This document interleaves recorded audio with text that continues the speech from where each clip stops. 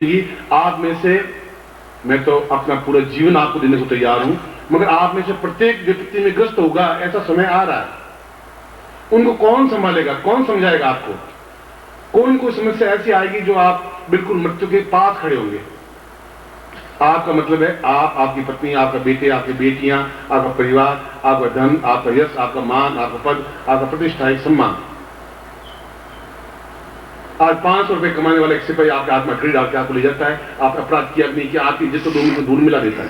500 रुपए वाला, क्या इज्जत आपके पास क्या रही, क्या ताकत क्या रही, फोर्स क्या रहा, आपकी चिंगारी कहां रही? आपकी इज्जत तो 2 मिनट में उतरी, आपका जीवन समाप्त हो गया।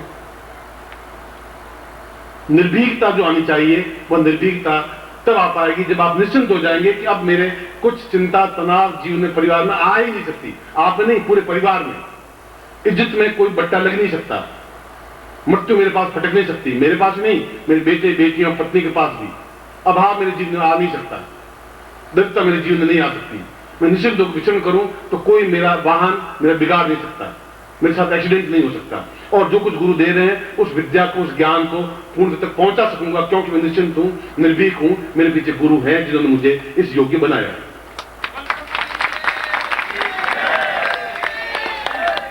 और ये क्रियाएं अब हम भूल इसलिए गए हैं कि सबसे पहले, आज से 50 साल पहले, बहुत समय पहले की बात नहीं, और 10,000 वर्षों से 50 वर्ष पहले तक जब दीक्षा देते थे तो गुरु पहले उसको निर्भीक बनाने की क्रिया देते थे, मृत्यु को परे हटाने की क्रिया देते, फिर उसको शिष्य बनाते थे।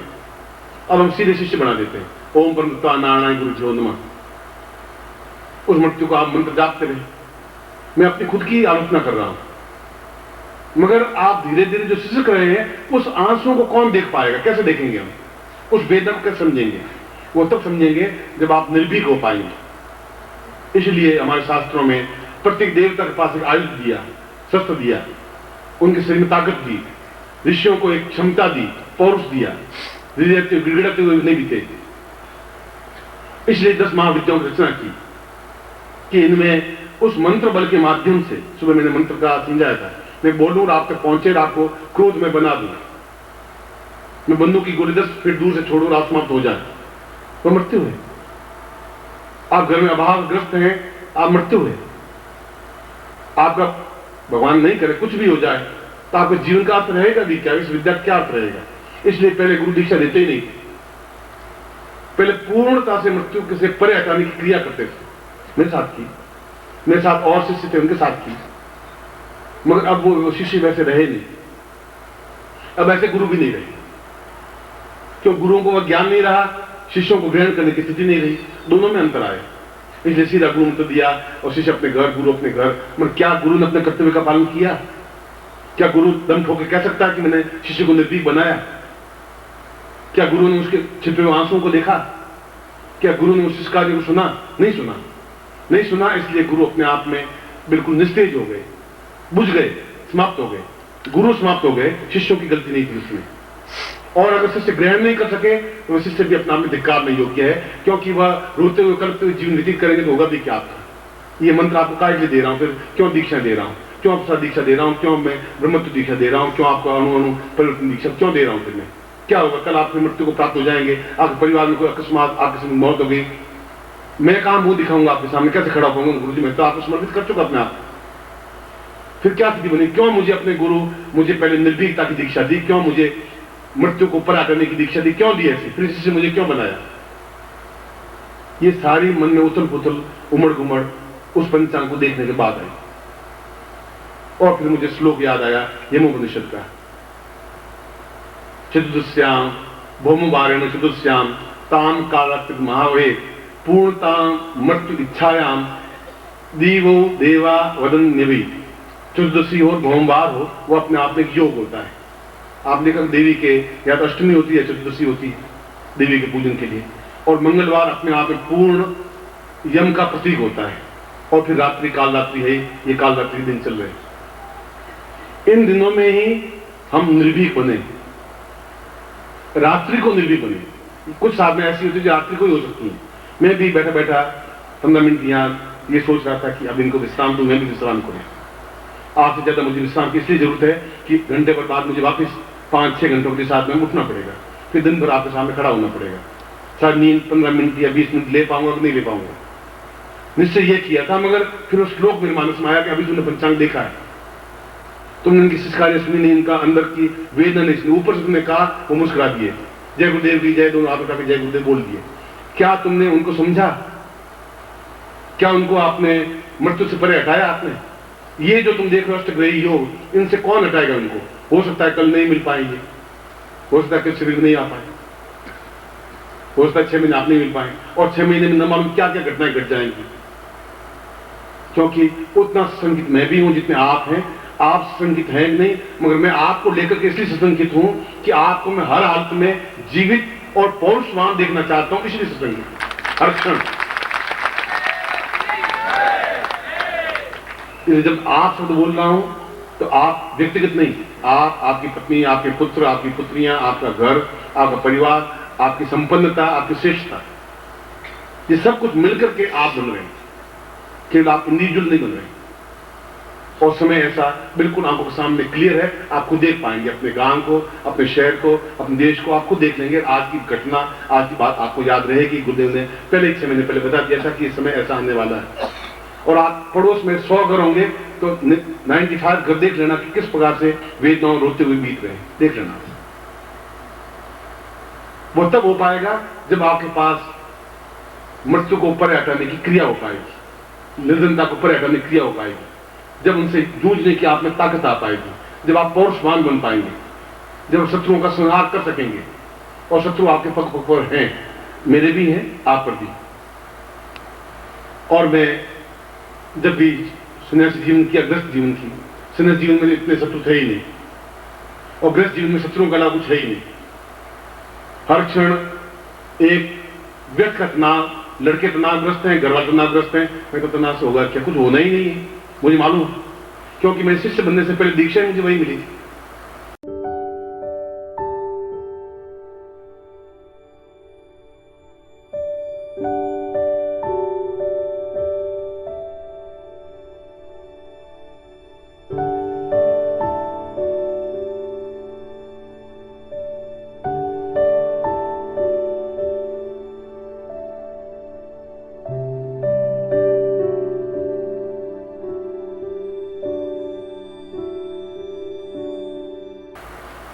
वही चीज क्रिया मुझे मिली थी, इसलिए मैं तनावग्रस्त हूं ना। कभी जिंदगी में दुखी होता हूं, मैं तनावग्रस्त होता हूं।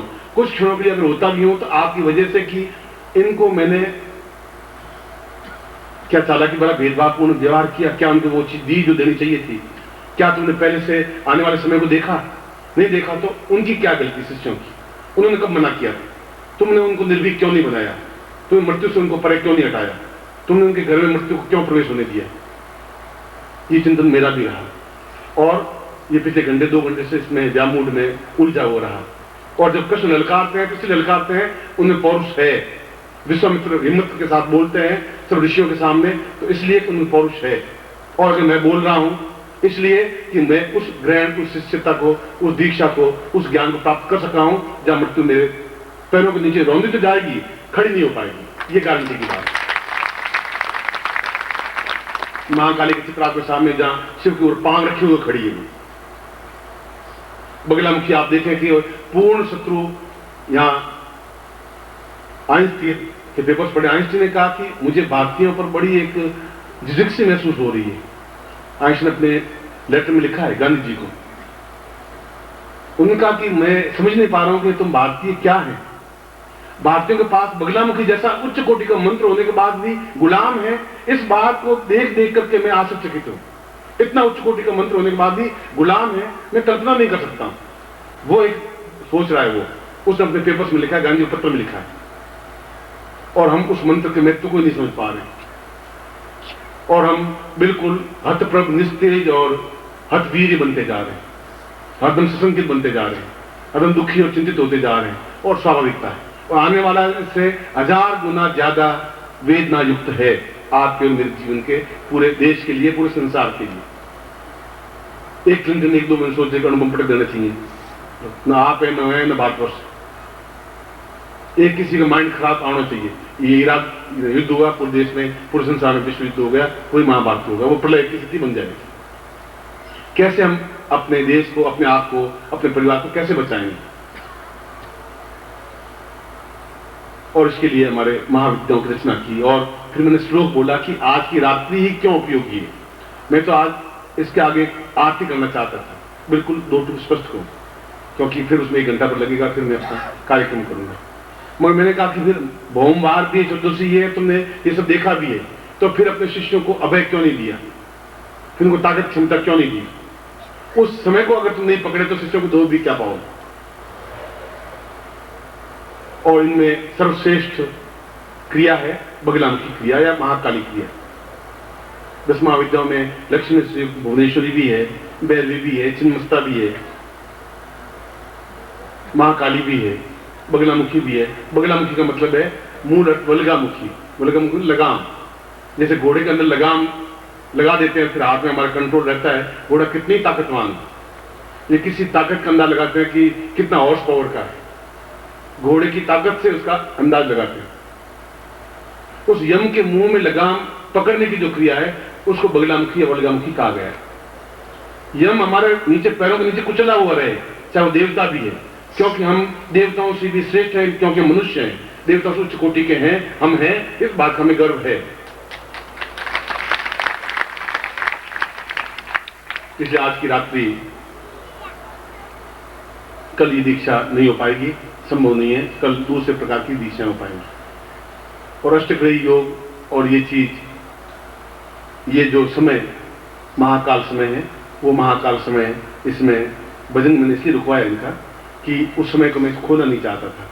मैं भजन सुन सकता था, उसको ऐसा लगा भी होगा कि मेरा भजन रोक दिया, मगर उससे ज्यादा हित मेरा यह था कि मैं शिष्यों को ठीक समय पर वो क्रिया संपन्न करवा दूं, जिससे इस जीवन में मृत्यु को प्राप्त हुआ उनका परिवार नहीं हो सके, दुखी नहीं हो सके, शिष्य कार्य नहीं हो सके, ये जरूरी था। इसलिए मैं बार बार घड़ी देख रहा था। और ठीक 11:15 बजे मैं इस क्रिया को प्रारंभ करूंगा। इसमें 10:30 बजे आसपास है और 11:15 से लगा के 12:15 तक का वो समय है, या 12:35 तक का समय है, जिसको पूर्ण काल रात्रि कहा गया है।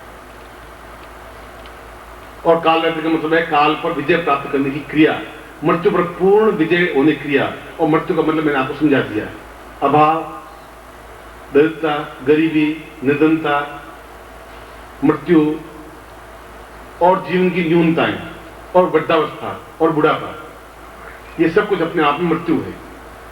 क्षण क्षण, एक एक क्षण हम मृत्यु को सरक रहे हैं, हर क्षण आतंकित हैं, तनाव युक्त हैं, चिंतातुर हैं। आप छाती पे हाथ रखे सोचिए आंख बंद करके, क्या तनावग्रस्त नहीं है, आप चिंता युक्त नहीं है। यहां बैठे हुए भी हर क्षण एकदम 2 दिन टेलीफोन नहीं आता तो सोचने लग जाते क्या हो गया, क्यों टेलीफोन नहीं आया, क्या हुआ।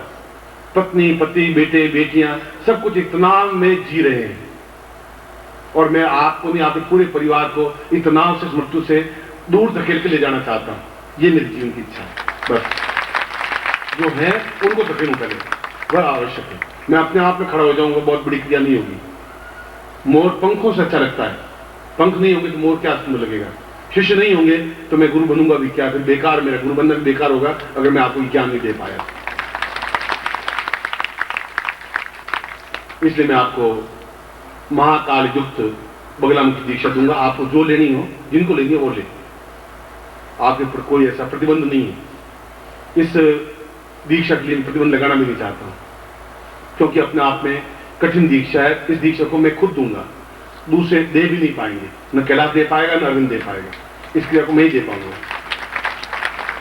इसलिए इस महाविद्या को अपने आप में सिद्ध करना और महाकाल को सिद्ध करना इतना एक आसान नहीं होता कि उनके जीवन से मृत्यु को हटा दे। ये सामान्य क्रिया नहीं हो सकती। ऐसे बहुत कम उदाहरण हैं और मैं से बहुत अधिक उदाहरण पैदा कर देना चाहता हूं। आने वाले समय में इन सारे लोगों को खड़ा कर देना चाहता हूं कि इनके ऊपर मृत्यु हावी नहीं हो सकेगी। ये गारंटी है, चैलेंज है, ये सर्टिफिकेट है मेरी तरफ से। आपको समझेंगे कि बहुत बड़ी बात है। इसलिए मैं आपको केवल 40 मिनट दे रहा हूं। 40 मिनट में आप जो भी वापस आ जाएं, आते ही लाइन लगा दें। न मैं प्रवचन करूंगा, सीधी मैं खुद दीक्षा दूंगा। उसके बाद हम रात में विश्राम करेंगे, फिर कल शुरू मिलेंगे। मैं आपको एक बार से आपको आशीर्वाद देता हूं और आपको कल्याण करूंगा। वंदनीय माता जी की, आदरणीय छोटे गुरुदेव की, आदरणीय छोटे गुरुदेव की, पूज्य गुरुदेव की, पूज्य गुरुदेव की, पूज्य गुरुदेव की, पूज्य गुरुदेव की, पूज्य गुरुदेव की, वंदनीय माता जी की, वंदनीय माता जी की, वंदनीय माता जी की, वंदनीय माता जी की, आदरणीय छोटे गुरुदेव की, आदरणीय छोटे गुरुदेव की, आदरणीय छोटे गुरुदेव की, पूज्य गुरुदेव की, पूज्य गुरुदेव की, पूज्य गुरुदेव की, पूज्य गुरुदेव की, पूज्य गुरुदेव की, पूज्य गुरुदेव की, पूज्य गुरुदेव।